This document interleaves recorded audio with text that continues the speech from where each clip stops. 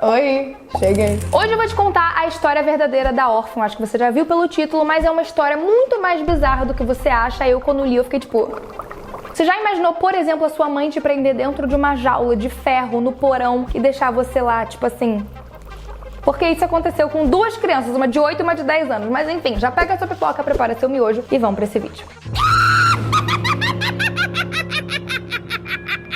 Esse caso inspirou um filme bem famoso chamado A Órfã. Eu particularmente não vi até o final, na verdade eu vi o filme todo assim, porque eu tava com muito medo de fato, eu era bem mais novinha. Mas a história que eu vou contar hoje não tem nada de ficção, não tem nada a ver com o filme em si, é de fato a história mais real e bizarra e louca. Pra mim é tipo... sei lá, caos. Essa história aconteceu em 2007 em Curry, lá na República Tcheca, e ficou conhecido como o pior caso de abuso infantil da história do país. Assim como a personagem do filme Esther, o nome real dela, na verdade, é Bárbara eu não sei falar o sobrenome dela. Ela tinha 33 anos e ela tinha uma doença chamada, que eu não vou saber falar, é uma doença hormonal chamada hipopituitarismo. Acho que é assim que fala, né? É um pouco de trava-língua aqui, mas tá tudo bem. Basicamente é um distúrbio hormonal que não deixa a pessoa se desenvolver. Tipo, o corpo dela não se desenvolve. Então ela tinha 33 anos, só que ela aparentava ser uma menina de 12 anos de idade. Ela passou grande parte da infância dela entrando e saindo de hospitais, porque a condição dela era muito rara e ela tinha muitos problemas de saúde também. Por muitos e muitos anos ela ficou internada numa clínica de psiquiatria. Isso fez com que ela ficasse muito agressiva. Uma pessoa muito agressiva, obsessiva, e dizem que ela beirava a sociopatia.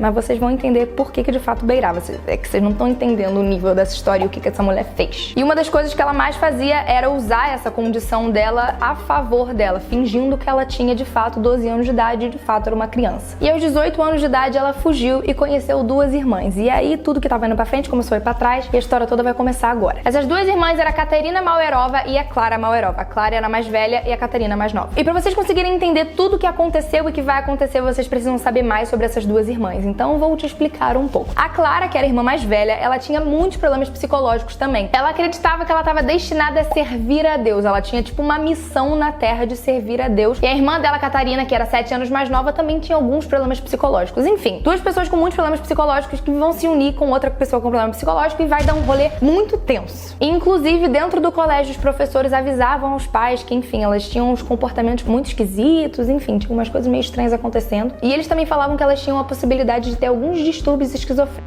Mas toda vez que isso acontecia, a mãe acabava, tipo, contornando a situação e se mudava com as meninas. Às vezes elas estavam no bairro, os vizinhos percebiam algumas coisas meio esquisitas, umas atitudes meio, tipo, erradas. E a mãe não fazia nada, ela só, tipo, sumia e ficava mudando de cidade pra cidade. Inclusive, também existe um rumor que com 13 anos de idade, a Klara teve a brilhante ideia de asfixiar a própria irmã dela com um travesseiro, fazendo com que ela, tipo, morresse. E depois ela ia ressuscitar a irmã dela com os poderes dela. Mas enfim, óbvio que ela não ia ressuscitar nada, ela só ia ter matado a irmã. Tem muita gente aí que é muito louco, que eles creem realmente que tem poderes, que eles têm uma habilidade especial que não tem, obviamente, mas eles creem piamente que tem. E aí ela só ia ter matado a irmã dela. Exatamente. Que legal. Na época que as irmãs conheceram a Bárbara, a Klara já era mãe solteira e tinha 2 filhos. Ela foi largada pelo marido porque ele não conseguia lidar com os comportamentos dela e com as coisas esquisitas que ela fazia, e ela acabou ficando com a guarda dos filhos dela. Eram 2 crianças, uma de 8 anos que se chamava Ondrej e o de 10 anos se chamava Jacob. Jacob é trabalho. Tá. A outra eu não sei o que você falou.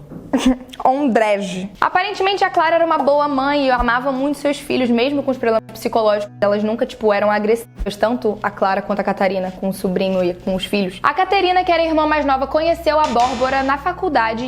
Bárbara. Por que eu fico falando Bárbara?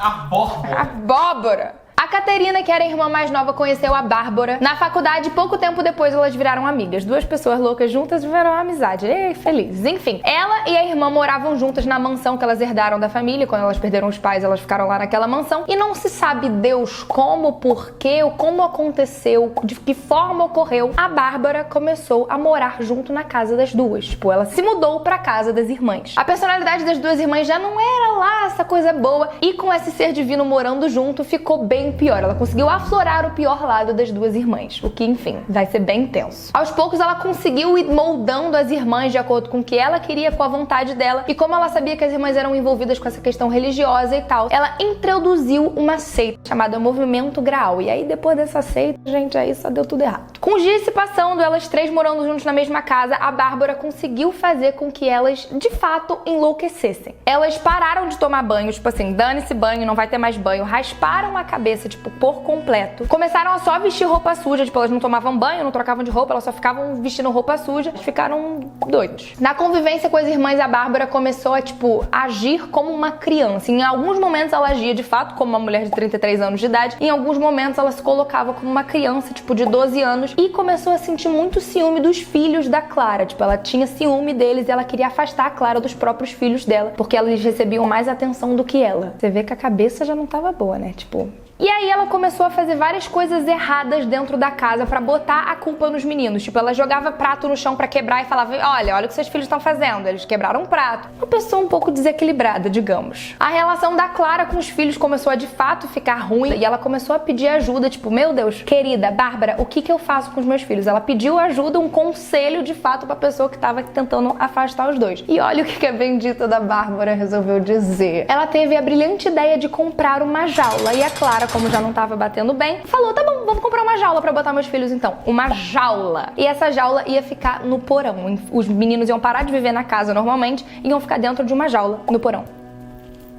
Ok. Assim que essa jaula ficou pronta, elas botaram no porão, tiraram a roupa dos meninos, eles ficaram e ela jogou os dois meninos dentro da jaula. Agora, qual que é o nível de sanidade mental Nenhum. da mulher também pra aceitar? Exato, da mulher, da própria mãe dos filhos, da tia, né, que é a tia dos meninos, irmã, e a da mulher. Eram três que perderam a cabeça por algum canto ali. Os meninos dentro dessa jaula viveram os piores dias das vidas deles. Por quê? Eles não podiam sair pra tomar banho, eles tinham que ficar lá, eles não podiam ir no banheiro, então todas as necessidades eles tinham que fazer ali dentro do banheiro, então, enfim, eles ficavam sujos, imagina a condição. E pra piorar, no porão, ou seja, provavelmente não tinha luz do sol. Exato, era tipo... ali. Enfim, já não bastasse tudo isso que estava acontecendo, ela conseguiu, né, a Bárbara conseguiu convencer a própria mãe de começar a agredir os meninos fisicamente. Então já piorou um pouco mais. Todas as vezes que os meninos choravam ou reclamavam, eu particularmente ia ficar chorando e reclamando e berrando o dia inteiro. Mas enfim, todas as vezes que esses meninos faziam alguma dessas coisas, elas batiam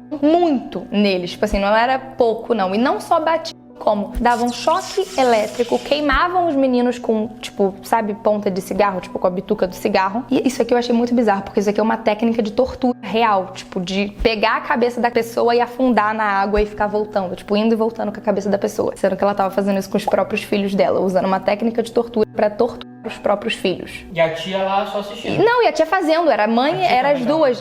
Era a Clara e a Catarina que ficavam fazendo, a outra só coordenava. Era só, tipo, faz assim, faz assim. E aí você me pergunta, Fernanda, como assim a mãe e a tia conseguiam fazer isso e não sentir remorso nenhum? óbvio que a não querida Bárbara pensou exatamente no que ela ia falar. E como elas tinham essa coisa de, tipo, religião e nananã, ela falava que os meninos estavam endemoniados, que eles estavam com um espírito muito ruim no corpo deles. E aquilo, todas aquelas barbaridades que elas faziam, era pra purificar os meninos, pra eles voltar ao normal.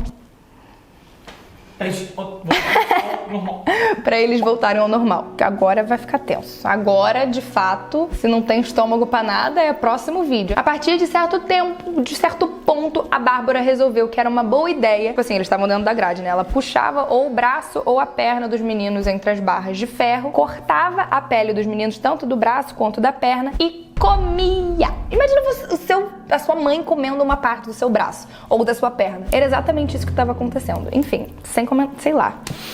Dá até aflição. Sem tirar a parte de que às vezes elas cortavam partes da pele pra comer e tal, e às vezes naqueles momentos elas coletavam o sangue dos meninos, misturavam no vinho que tinha e distribuíam na festa daquela seita que as duas serviam, sabe? Das duas não, das três. Já não bastasse o controle dos meninos estarem no porão, dentro de uma jaula, elas acharam pouco ainda e resolveram instalar uma câmera de vigilância sem fio, o que é muito importante, e graças a Deus essa câmera foi instalada porque conseguiu salvar os meninos. Mas enfim, vou explicar. O que elas queriam era botar essa câmera pra poder ficar vigiando o que os meninos estavam fazendo dentro da jaula durante 24 horas do dia. Só que o que elas não sabiam é que uma família vizinha também instalou a mesma câmera de segurança dentro da casa. Isso que foi a salvação do mundo. Por algum erro de sinal, ou Deus, ou enfim, alguma coisa aconteceu que deu um erro nessas duas câmeras. E tudo que estava acontecendo dentro do porão começou a aparecer na casa dos vizinhos. A câmera de segurança trocou. E a partir desse dia, esses vizinhos começaram a ver os dois meninos sendo agredidos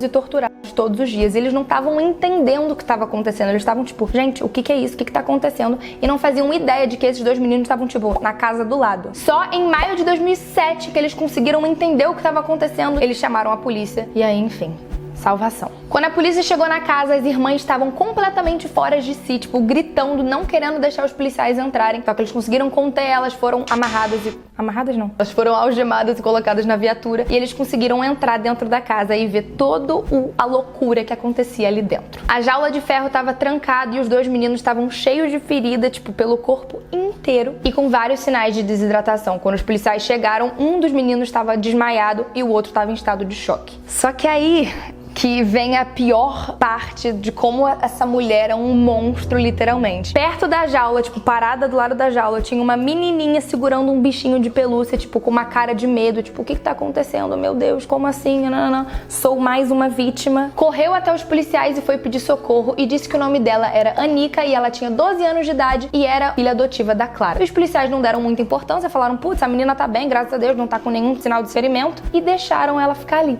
E aí, ela fugiu. Essa crueldade toda que aconteceu com os meninos durou mais ou menos 1 ano. Então eles ficaram dentro de uma casa, dentro de uma jaula, sofrendo pra caramba. Foram levados pro hospital, enfim. Foram morar com o pai biológico na Hungria e estão até hoje tentando se recuperar dos traumas que viveram com a mãe, com a tia e com aquela ser humana. Enfim, como a Bárbara não foi presa, ela fugiu pra Noruega, só que dessa vez ela assumiu a identidade de um menino chamado Adam, de 13 anos de idade. Enfim, ela contou a triste história da vida dela pra uma família e essa família ficou com pena dela e acabou adotando a menina e ela voltou aí pra escola, enfim, dessa vez o menino, porque ela falou que ele era o Adam, né? E pra vocês terem ideia, só 1 ano depois do ocorrido que a polícia conseguiu localizar onde estava essa ser humana e conseguiu ir atrás e prender. Quando a polícia chegou lá e falou, então, essa pessoa que tá aí não é o Adam, não existe Adam, não tem 13 anos, e sim é uma criminosa de 35 anos de idade, que fez isso.